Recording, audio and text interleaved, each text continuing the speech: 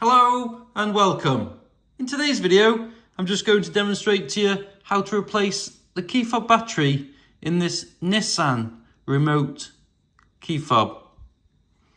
What we need to do first, we need to put the key fob blade into the upright position, like so. And now, at the bottom of the fob, you can just see a small indentation, just enough room so you can put a flat-headed screwdriver in and give it a twist and crack the two halves of the case.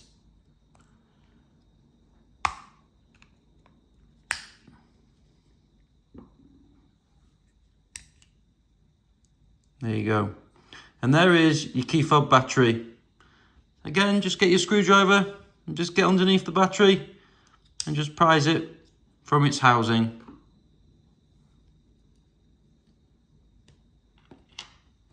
This key fob takes a battery with a part number of CR2032, like this one.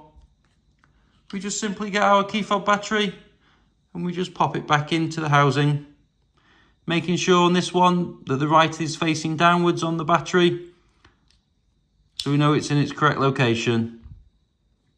And now it's time just to pop it all back together. So we get the other half of the case. Make sure everything lines up.